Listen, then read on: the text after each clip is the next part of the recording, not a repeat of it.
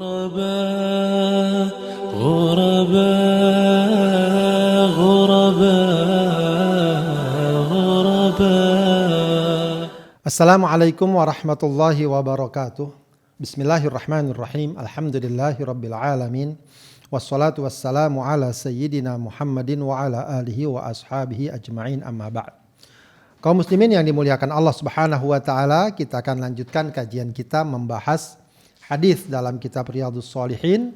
Masih dalam bab pertama, kita sampai pada hadis nomor 10 ya.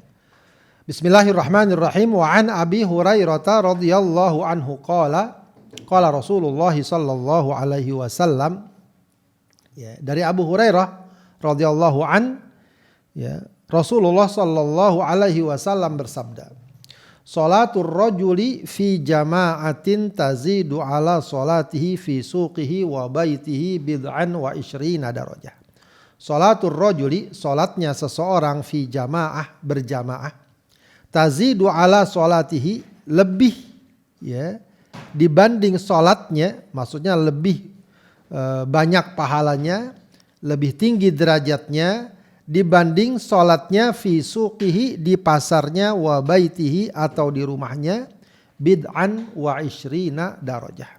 Ya, kata-kata bid'an dan angka sesudahnya itu menunjukkan antara 3 sampai 9, ya. Jadi kisaran 20-an derajat, ya, biasa diartikan begitu, 20-an derajat. Dalam riwayat yang lain disebutkan definitif 25 derajat atau 27 derajat. Intinya adalah bahwa ketika seseorang sholat berjamaah, ya, maka derajatnya lebih tinggi, 20 derajat lebih dibanding kalau dia sholat sendiri, baik di pasarnya atau di rumahnya.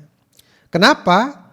Dijelaskan oleh Rasulullah, wa dzalika anna ahadahum idza tawaddaa fa ahsanal wudu'a.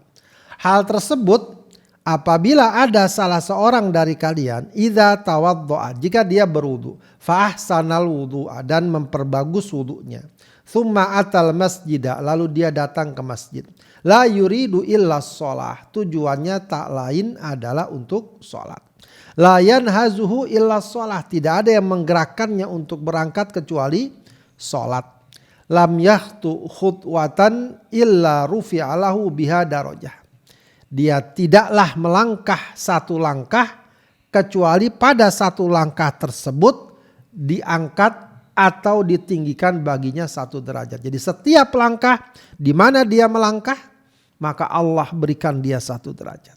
Wa hutta anhu biha khati'ah, bukan hanya itu, Allah hapus dosa-dosanya.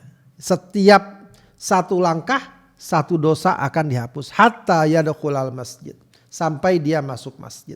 Fa idza dakhalal masjid, kalau dia sudah masuk masjid, kana fis sholati, dia dianggap sedang dalam sholat atau melakukan sholat, maka natis sholatu hiya tahbisu, selama sholatlah yang mencegahnya atau menahannya keluar dari masjid.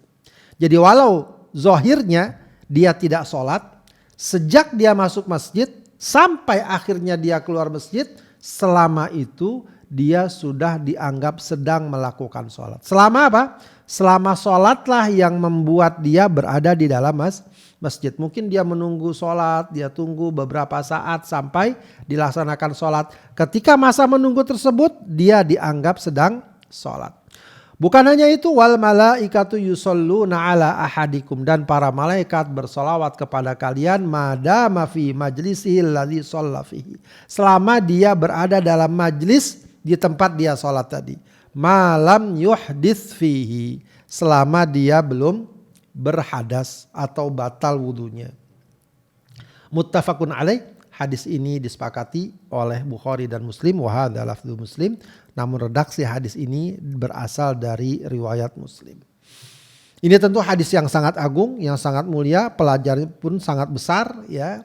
Hadis ini dengan jelas memberikan pemahaman bagi kita tentang keutamaan sholat berjamaah, yang Rasulullah katakan derajatnya lebih 20 derajat lebih dibanding kalau dia sholat sendiri. Dalam riwayat yang lain disebut 25 derajat atau juga 27 derajat.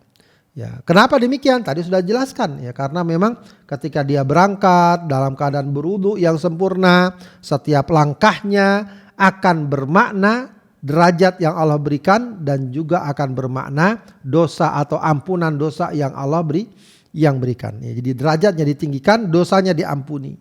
Nanti ketika dia masuk masjid, dia sudah dianggap sedang melaksanakan sholat sampai akhirnya dia keluar masjid. Dan selama itu para malaikat akan mendoakannya, akan bersolawat kepadanya. Ya, ini tentu saja merupakan fadilah dan keutamaan yang besar dari sholat berjamaah. Kemudian dalam hadis ini pun diisyaratkan kalau kita hendak sholat ke masjid, hendaknya kita sudah berwudu sejak dari rumah. Berwudu yang sempurna, lalu hendaklah kita berangkat ke masjid. Maka fadilahnya akan lebih besar.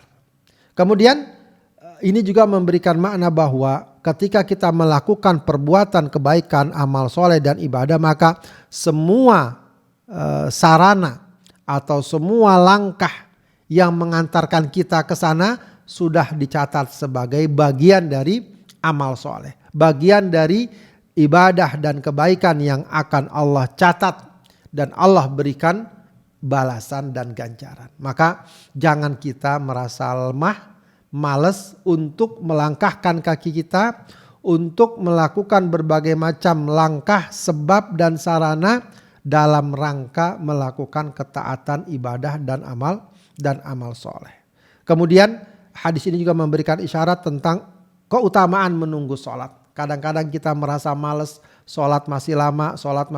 Padahal kalau kita datang segera, kita masuk masjid, kita sholat sunnah 2 rakaat, kita tunggu sampai sholat dilakukan, maka selama itu kita sudah dihitung sebagai sholat. Bayangkan kalau kita menunggunya lebih lama, berarti kita lebih lama lagi sholat. Ya, semestinya kalau orang menyadari hal ini, dia tidak akan merasa berat kalaupun untuk melakukan sholat dia harus menunggu lebih lama. Bisa dia isi dengan berzikir, dengan berdoa, dengan tilawatul Quran yang akan semakin menambah kebaikan dan pahalanya.